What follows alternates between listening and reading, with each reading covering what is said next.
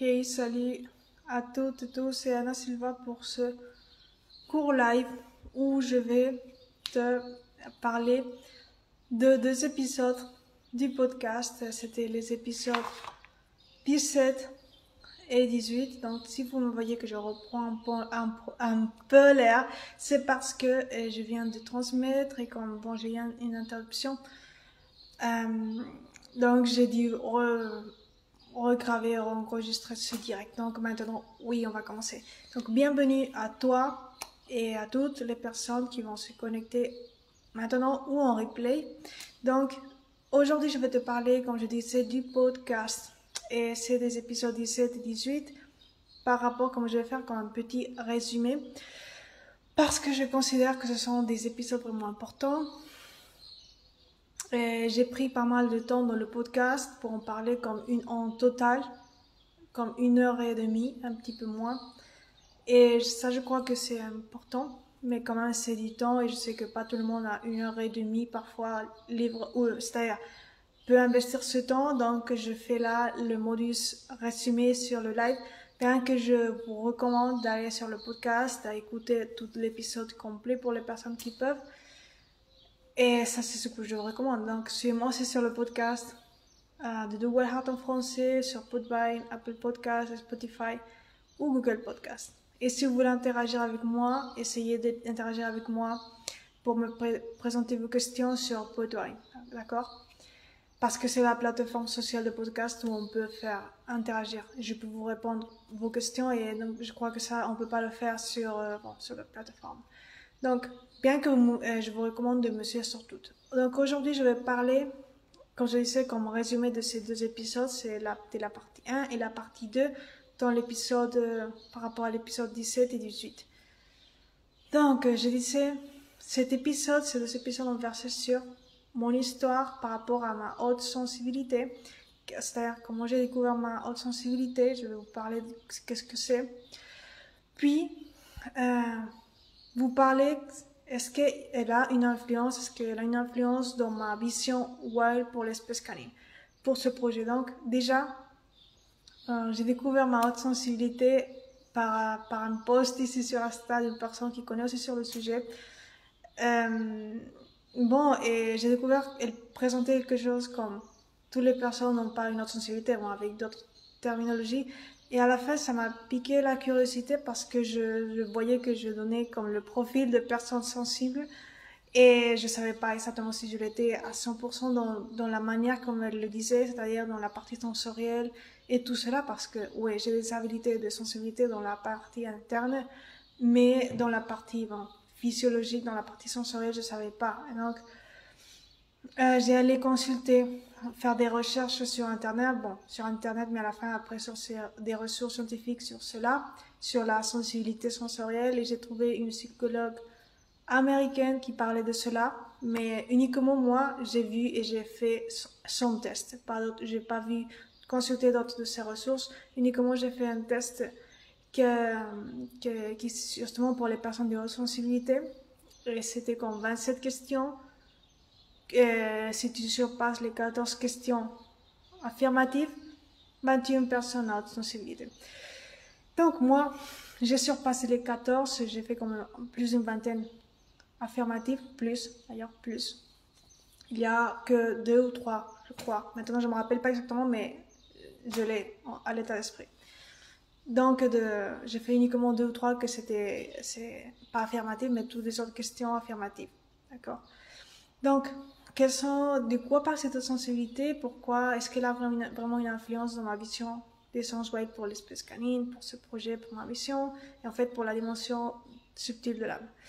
Non, ça ne touche pas en fait que je sois sensible à une personne à haute sensibilité externement et dans d'autres dimensions internes, mais pas celle de l'âme, c'est-à-dire dans la dimension émotionnelle, dans la dimension sensorielle ou physique, et même cognitive.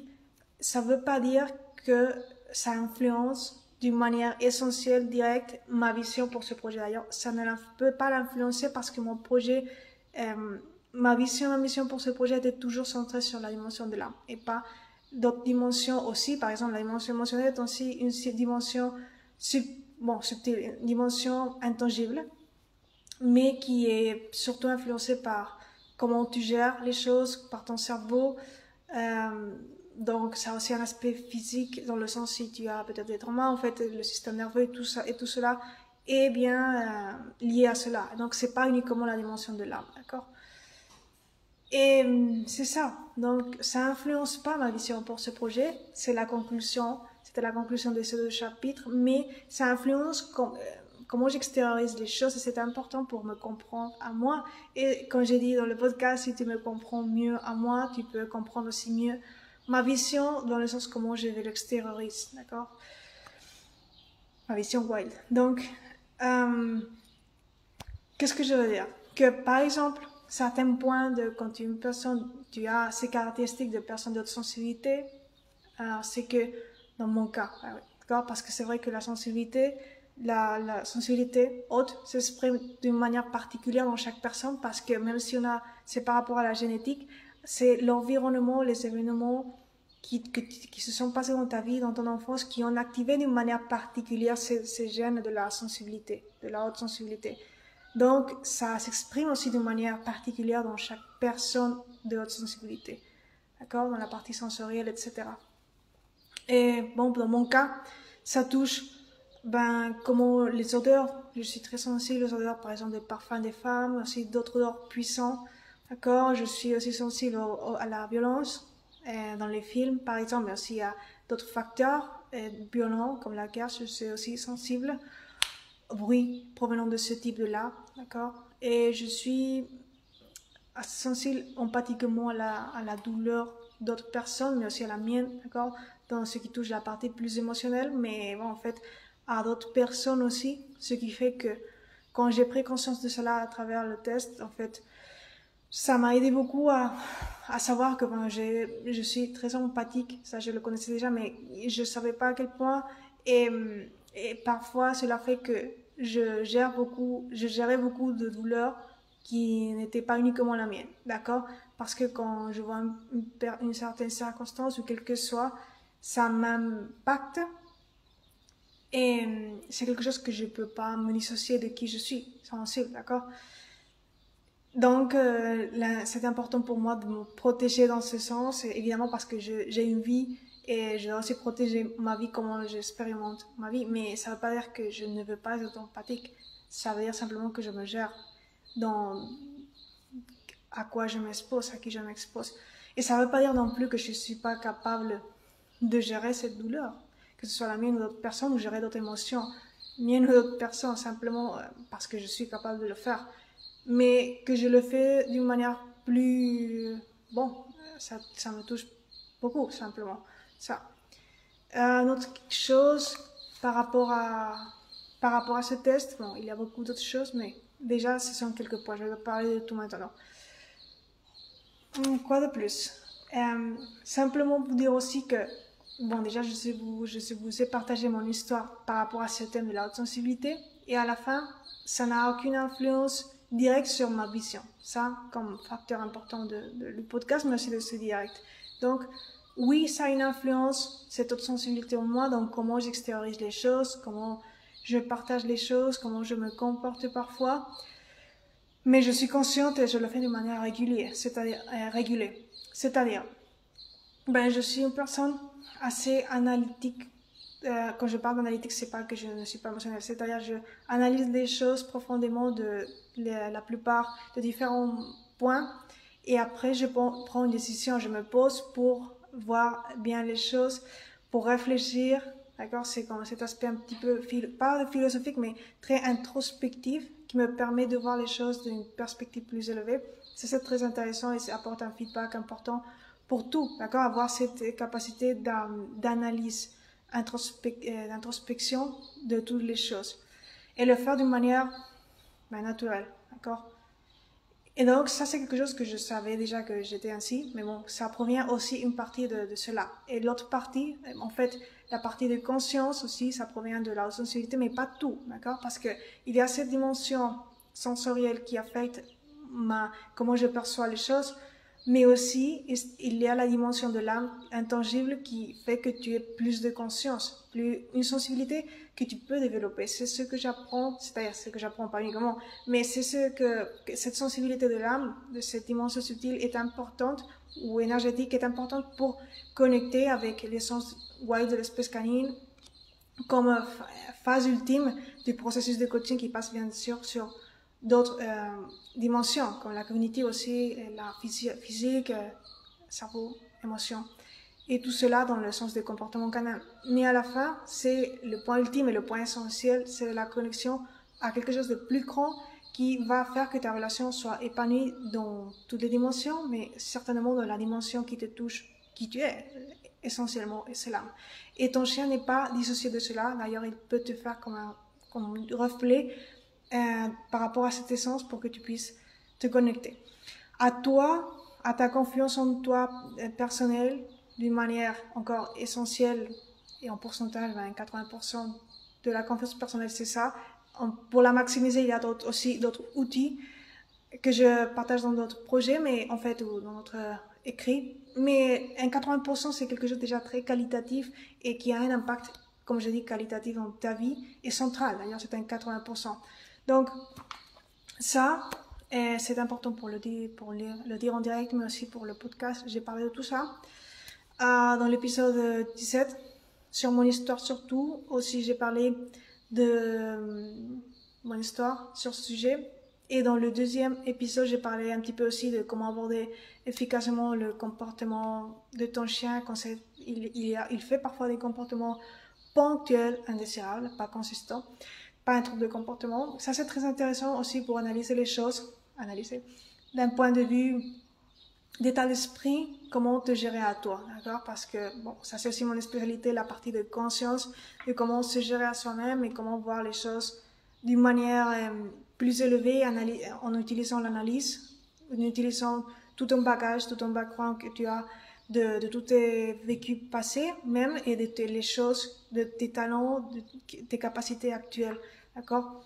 Que tu as ou pas encore développées, mais à la fin, les talents sont là aussi. Donc, ça, à la fin, la réponse à la question, c'est que non, ça influence pas ma vision wild pour l'espèce canine, parce que ma vision était toujours vinculée à la partie âme, mais oui, ça influence comment je l'extériorise dans un pourcentage, d'accord? Dans un pourcentage, par exemple, un 50%, parce qu'un autre 50%, ça provient encore de la partie de l'âme. Et parce que l'âme aussi, de la dimension de l'âme provient aussi la sensibilité de pouvoir percevoir cette dimension intangible de l'âme. Ce qui ne veut pas dire que ça ne soit pas réel. C'est-à-dire c'est la dimension de l'intangible. D'ailleurs, les émotions sont aussi dans la dimension de l'intangible parce qu'on ne peut pas les toucher, mais on peut les sentir. Et l'âme aussi, on peut la sentir, on peut connecter à cette essence du chien. Donc, ça influence une partie. Comment j'extériorise et comment j'extériorise influence une partie et l'autre partie c'est la sensibilité que tout le monde peut développer, c'est la sensibilité de la conscience de soi, la sensibilité à se connecter à son essence et à pouvoir être sensible à toi et à toute autre espèce qui a aussi une essence, d'accord? En allant au-delà de la partie physique ou des dimensions tangibles. Donc, c'était tout. Et à la fin, ça, je parle beaucoup plus dans mon programme de coaching relationnel pour que tu aies une relation épanouie avec ton chien, transcendantale, et qui te porte vers la confiance en toi. Mais évidemment, je spécifie plus que ça, avec une structure, avec comme je dis toujours, des pas qui mènent dans le comportement canin, que je parle aussi de mon histoire ou de mes vécus personnels et professionnels. Et beaucoup plus de choses que maintenant j'aborde pas dans cette structure. Et bon, ça c'est le programme de coaching, mais aujourd'hui je n'étais pas focalisée à parler de ça, je le dis parce que c'est important, je veux pas que tu penses que ce direct simplifie tout ce que j'apprends dans le programme, parce qu'évidemment, sinon peut-être tu peux dire ça. Et dans le podcast, j'ai parlé amplement de tout ce que je viens de dire maintenant avec d'autres choses. Donc, je t'invite, si tu as le temps, à vérifier le podcast, à écouter le podcast, l'épisode 17, 18, sur cette thématique. D'accord? Intéressant parce que je vais au-delà, je spécifie au-delà ces types différents de sensibilité. D'accord? Maintenant, je vais toucher un petit peu rapidement et de manière synthétique. C'est aussi important d'ailleurs de le faire. Dans le podcast, je détaille tous ces points-là. Donc, si tu veux écouter, vas-y et abonne-toi. Et si tu as des questions, dis-moi. En plus, j'ai actualisé un nouveau épisode, le troisième, c'est-à-dire l'épisode 19 du podcast. Je parle uniquement maintenant de l'épisode 17 et 18, pas du 19. Le 19, c'est différent. Bon, tous sont vinculés au même projet, mais c'est un épisode différent. Donc, c'était tout pour aujourd'hui. On se verra à bientôt.